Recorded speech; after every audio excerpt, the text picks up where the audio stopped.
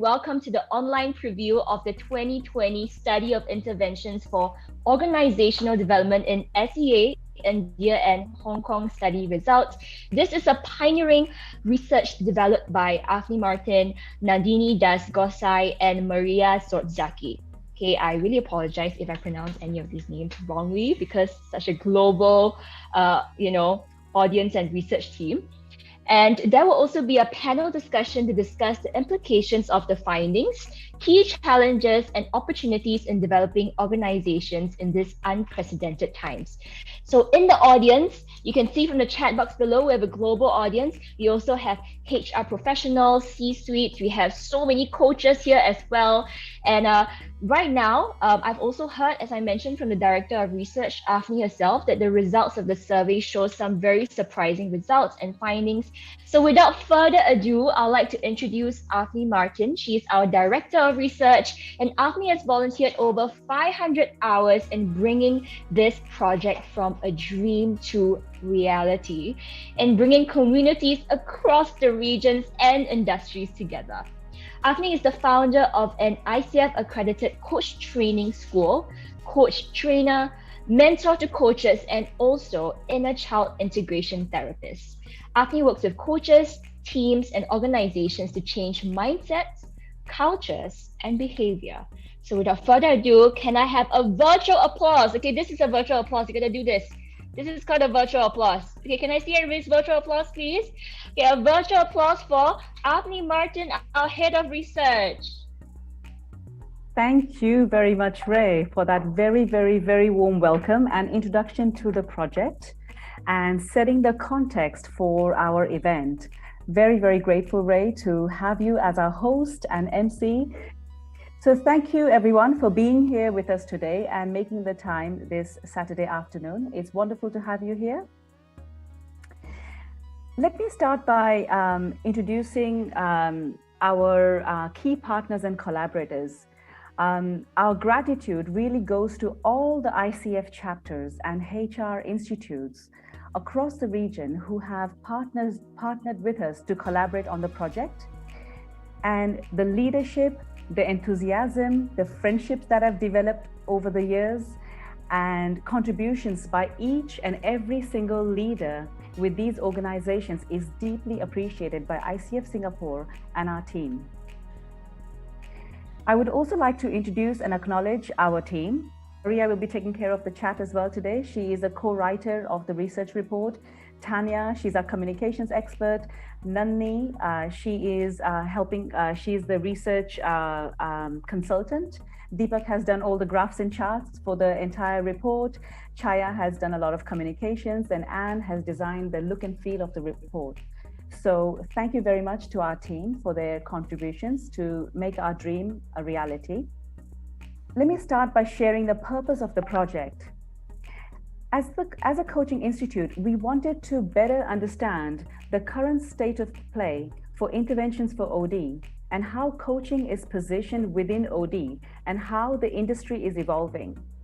And to do this in a more comprehensive way, we wanted to bring different communities across different regions and industries together that are very strong standing alone, and they're even stronger standing together, listening to one another, sharing ideas, and exchanging knowledge. And we have created that dream today by having ICF chapters across multiple regions, HR institutes and organizations sharing, speaking, and meeting together.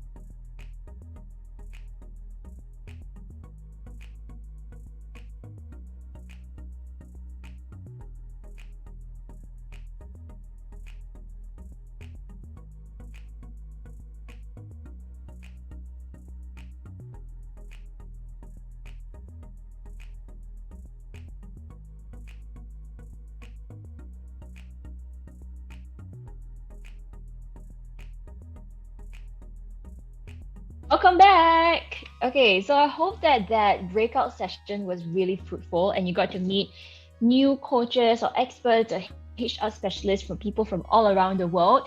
If you enjoyed the breakout room, can you tell us in the chat if you enjoyed it?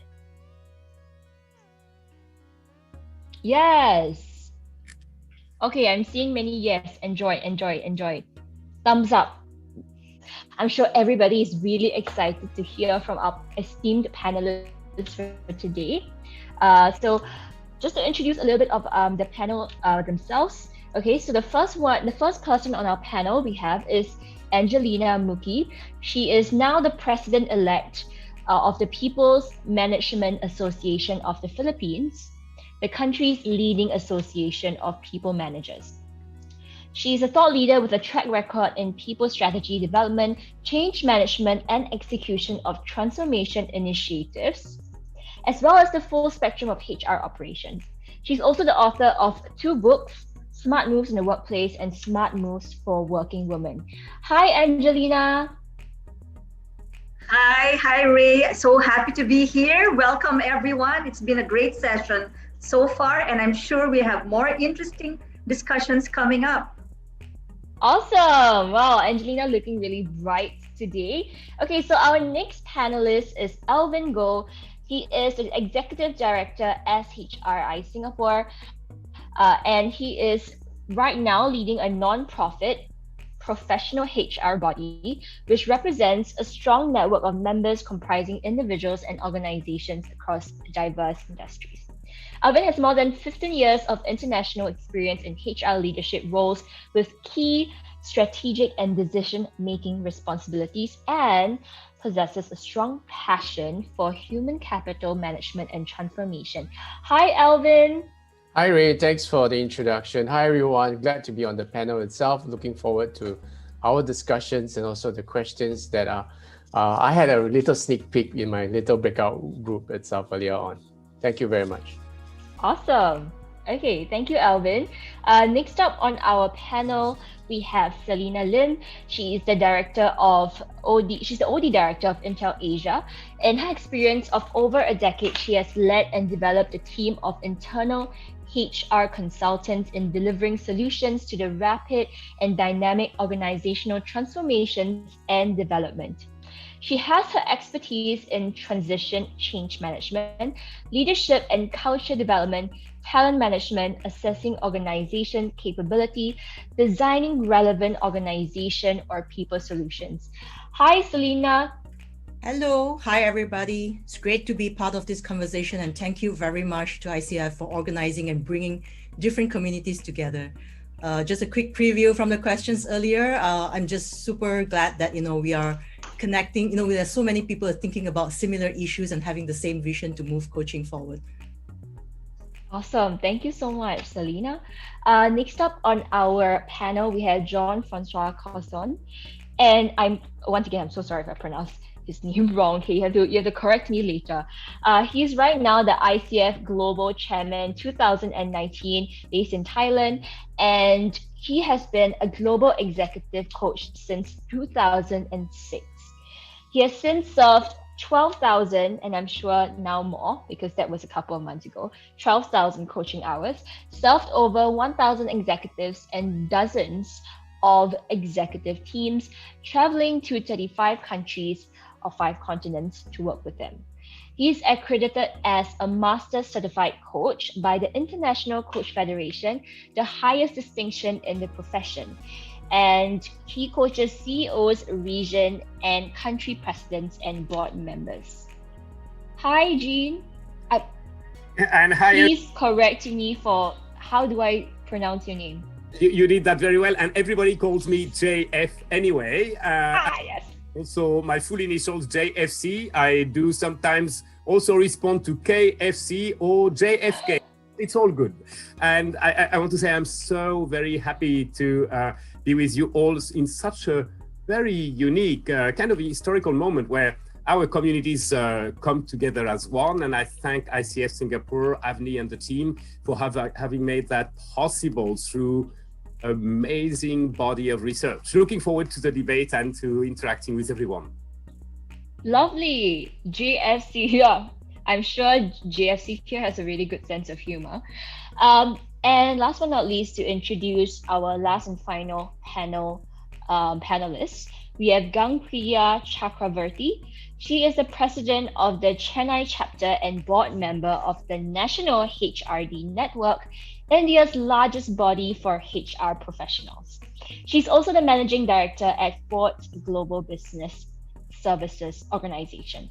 She has a bachelor's degree in psychology and a postgraduate degree in personnel management and industrial relations. And she is an ICF certified coach too. Hi, Gangpriya. Hi. Gangapriya. Hi, I hope you can hear me. First of all, thanks so much for this opportunity to be on this esteemed panel. Looking forward to this very exciting discussion. From what I have seen so far, this is such a diverse set of participants from pretty much across the world, I think. So I'm sure there's going to be a lot of learning for everyone that's on this call. Looking forward to it. Thank you.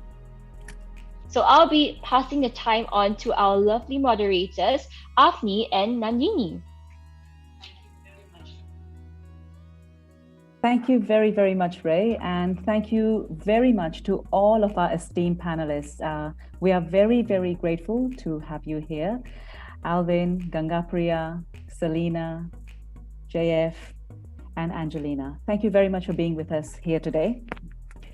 We'd love to hear from the panelists about what are your thoughts on the impact of doing this research and creating this report and bringing these communities together.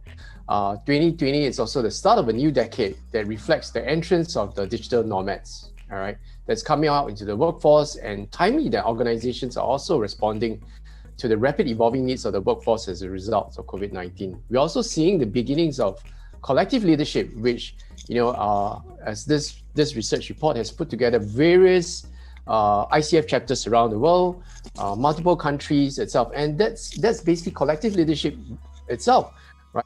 Friends, there's one thing that we can really be sure about today. This virtual world is our reality.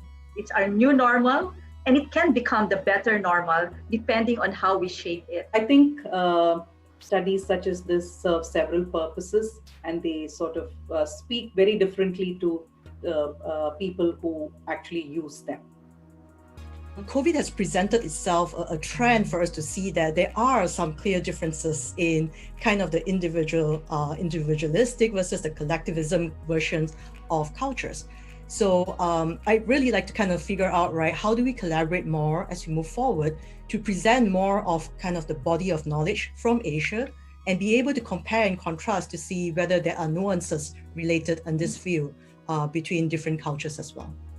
OD is at the forefront of managing change at this moment that calls for reimagination, and I would even say reinvention of the way we are and the way we lead and the way we coach, in fact. Selena, I'd love to hear from you about, because you are, as we were speaking before, you're working in the trenches, you are the OD practitioner, in charge of organizational development across Asia for Intel.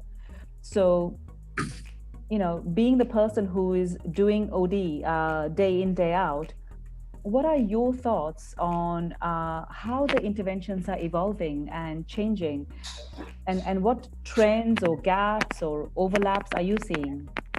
I think one thing that I would probably validate is that, from the research results, we're seeing that training, for example, is often the beginning point. When we are having conversations with business leaders, managers, etc., what comes to mind as a solution is always training. However, what we are learning as well is that we have an opportunity to turn training really into a more, I would say, a different kind of an OD solution. And that process actually is being guided by OD consultants internally, practitioners, based on how we apply different OD lenses in terms of diagnosing as well as development of the intervention. What we've seen recently as well is that, and I'm not sure how much of this has also the cultural element to it, is that, by creating experiences of even small little experiences for people to actually go through, they actually develop greater appreciation of, what you could put on the table beyond training. So at this point in time, what I'm kind of challenging my team to do is really think about that, fine, if you're getting training as a request, how could we then, deepen the conversation for these to really bring in other elements, be it, coaching, be it team, individual coaching, team coaching, or just kind of systemic solutions beyond that. I think, it's also, we're starting to also see that, training is moving away more and more from just pure knowledge and skill acquisition, kind of pointing back to the few points there. And it's turning more into, how do we help change and shift mindsets? How do we help people build support systems that, connect them to real life challenges? So internally, we are really starting to experiment more on, how do we help people to learn in the flow of work? Given this kind of environment that we're in, even time becomes a very expensive commodity that we have to all compete with. So thinking through how to design that in and how to, prepare for them to rebound from challenges, right? Because I think many training professionals will probably realize we deliver great training, but none of them might really stick, because the first thing that people experience the moment they have a challenge, they would say, this is too hard for me. I'm not going to go into that space, right? So I think in this age of information and knowledge where it's widely available, I think one of our challenge as a community here is, how do we help the masses to have the ability to learn how to learn, to integrate the learning into their work and practice, and then to translate it to real practice and habit. And that's the new capability that we will need here. Fantastic. That's great to hear. And Selena, that really reminds me of the research that was done by HCI. They interviewed 500 CEOs about what makes leadership and organizational development change initiatives be sustainable. And they came up with 4 things there. And out of those 4 things, you've actually almost like summarized all of those 4 things in your conversation, really. They said that context is important, of course, that, that what you're doing has to fit the company. Shifting mindsets is another big thing that they mentioned, that if any initiative can actually shift the mindset and the way people think, then that's going to be more sustainable. And then after the mindset is shift, they said that it has to be around actions, like you have to put it into real actions and then be able to measure it. So, a lot of these things you just shared, so very much relates to a lot of the research that's done around it. And that also explains how training is now starting to evolve and shift to becoming deeper, more mindset driven. Thank you for sharing that. So Alvin, what are your thoughts on this? How are the interventions evolving from your perspective? So what really comes to mind is, number one, that we really need to redesign and repurpose, right, a lot of our HR interventions, be it training, be it com and ban, be it OD and L, as the world continues to evolve, right? So there is a lot of sentiments here in Singapore and perhaps also in the region that a lot of the business leaders are waiting for things to happen, all right, and before adopting and changing. My view is that we should not prevent things from happening. We should actually embrace these changes that is going to come forward. And that's one thing that I really like to see, and is that imagine if we were to combine the various OD lenses, all right, beyond just designing target operating models, designing revenue models and so forth, and put together every HR function component together and create this thing, what I call a people intelligence view. All right. And with that people intelligence view to combine and complement the business intelligence, that will then really make the HR function itself really becoming a true blue strategic business partner. Gangapriya, what are your thoughts on this? Training being the most popular OD intervention is really not surprising. It's been around for a long time. It's been the primary tool to enable employees to do their jobs effectively, build the skills that are required. And we've seen it also sort of evolve with changes in technology and disruptions in business, because, constantly employees have to pick up new skills. Organizations have to sort of figure out what will work for them in the future. So I think upskilling as an imperative, especially in this VUCA world, seems quite intuitively it sort of makes sense, and in reality as well we see that happening. Besides, most organizations have in-house training teams, and there are capabilities that enable training as an OD intervention to be run as well as to be done effectively. What could be the role of external coaches in organizations, given that this is an overwhelming intention that is being expressed by the industry? I think we will first start with Lynn. Lynn, what are your views on this? When the internal practitioner has expertise in OD, there is better partnership with the external coach or consultant. There is greater depth in the diagnosis, which is very critical to designing the organization's interventions. Without clarity in the diagnosis, the intervention may not be the most appropriate. And that happens only when there's a real partnership, there's transparency in sharing information and the context, and the person internal to the organization has the expertise to anticipate what might be needed. With that, the organization will be better equipped to take forward the initiatives in the long term so that culture and people development are sustained. That is key, sustainability, and that's where we get the real value. The industry is overwhelmingly again saying that they would like their service providers to have expertise in multiple interventions at the same time. And while they've given some nuances as answers, but I would really like to hear from you that what do you feel is the key driver for this need for multiple interventions from the same provider from JFK, and especially with the coaching perspective? It would be wonderful to hear from you. I just wanted to share, based on the experience of some of my clients who have hired multiple services providers, right? Perhaps the metaphor is like you hire an orchestra conductor, and then the orchestra conductor comes with the full band, right? And it takes only one of the musicians for the music to go really wrong, in fact. And when it comes to coaching, there is this perhaps note of warning, I would say. Make sure, and I'm speaking to my HR colleagues, right? Make sure when you hire multiple services providers that when it comes to coaching, they do not employ amateur coaches, because amateur coaches, like amateur musicians in a professional band, will just risk ruin the music. And it's unfortunately quite frequent that perhaps some recruitment consultancies or consulting firms will have their kind of amateur coaches inside, right? And by amateur, I mean they do a few hours a month to just help out with contracts, right?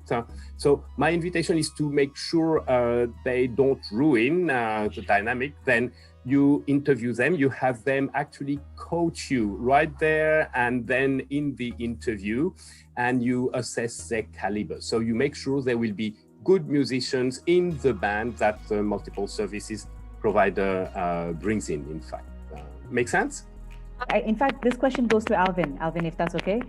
From your perspective, what are you seeing as an impact of OD, as an impact of COVID for OD? 2020 is not only about COVID-19, it's also about all these changes, but more importantly, it has given us a sneak peek into what the future holds in 2021 and beyond.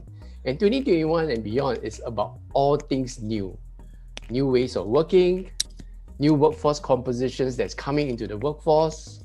I'm seeing also the enhancements and the growth of the gig economy as organizations realize that, hey, look, I can start to offshore the work easily and much more better, and productivity will still also be there, right? New operating requirements as people have work from home policies, new infrastructure from the digital side is coming into play. No more walking to the meeting rooms and waiting for people to arrive in the meeting room physically. everybody just click on a button and there we are, here we are, on the Zoom panel itself. So 2021 and beyond, all right, it's going to give us a lot of new things, new flexible working arrangements, as I said, OKRs, perhaps, new training methods as well, using gamifications. That's what we're also seeing in the workplace today. All right, a lot of training has been taken on for the virtual platforms, and gamifications is actually coming alive. And that's what makes me so excited about going into the future itself. All right, training is not going to be much more trainer-led, or facilitator-led. It's going to be so much more fun about it. Right? And it brings back to me childhood memories about playing games and learning from my gaming days as well. So I think that's something that COVID-19 itself has brought about. I'd really love to hear from JF. What are your thoughts on how the pandemic is impacting the industry? I quite concur with Alvin, actually. I see the COVID crisis as actually an accelerator to the future that we were going to have anyhow, in fact, and also as an acid test of the strengths of our organizations, right? Are they tele-robust or are they tele-fragile, right? And in that context, that's a bit traumatic for a while to employees. Of course, I'm delighted to see an upward trend in one-on-one interventions, in fact, right? Because employees can be disorientated and lose some of their positive energy because the uncertainty attacks as much as their sense of self and, of course, their vision of your future and their relationships, all the same, which our neuroscience has shown boosters of or busters of positive energy, right? So in that context, we've got to keep in mind that coaching, the coach actually role models the support, the unconditional love, I would say, that will help employees to regain a sense of hope, a sense of self, clarity for their way forward, and whether the coach is a leader acting as a coach or an internal coach or an external coach, right? And so making sure coaches can do their work well remotely throughout this period is obviously going to help a lot. And I'm seeing that at play. I'm seeing more and more organizations offering just-in-time coaching and also just-in-time counseling, all the same. Very important. Alvin? One of the questions is to you again, JF, actually, because how do we really turn this idea of 41% who are interested in coaching to real contracts? So how can coaches work to turning interest into contracts and also remedial tool into indispensable tool? So I guess what I'm asking is, how can coaches unleash the potential of coaching itself? Yeah, and just to let all of the statistics in that question speak, right? Next to 41% as coaching is interesting, there was 22% people thinking it's indispensable, 14% thinking it's a prestige symbol. And when you contrast the numbers with what we would have gotten like just 5 years ago, right? Well, the 11% of remedial at that time was probably going to get the outright majority of the votes, like 50%, right? Because there was that now outdated perception that coaching was used to fix flawed executives, and the truth is it doesn't work that well, right? So the first thing, it doesn't work well at all, actually, right? It's not a fixing tool, it's a developmental approach, right? So this needs to be further clarified. I guess there are only a few percent of people who are perhaps outdated in their perception of what coaching is all about. I want to say also, out of fairness, that when we look at a global survey, in fact, which was carried out recently by the Human Capital Institute, and they interviewed people in 5 continents, 100 plus countries. They showed that coaching was very satisfied, or people were very satisfied or satisfied with coaching, up to 78%. In fact, so in line with what your survey showed, Avni, right? And very interestingly also, they found out that the two most effective intervention on that worldwide gauge were one-on-one coaching and group coaching, group work coaching with a professional coach practitioner, in fact. And that, I think, is perhaps something we can survey next time around, right? Work group coaching, in fact. So we catalyze the intelligence of teams as coaches know how to, in fact, right? Now, my advice to coaches, right, to help further advance the respect for the industry is to really, as David Peterson, who's the former head of coaching at Google, said, right, in your coaching sessions, go fast to the heart of the matter, go deep, right?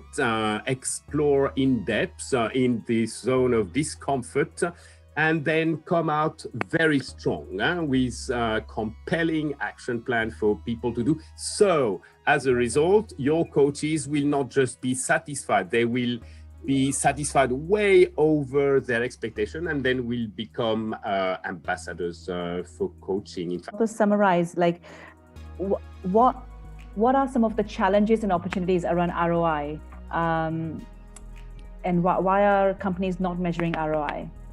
The return on investment of OD, any OD intervention, really ultimately is organization capability building.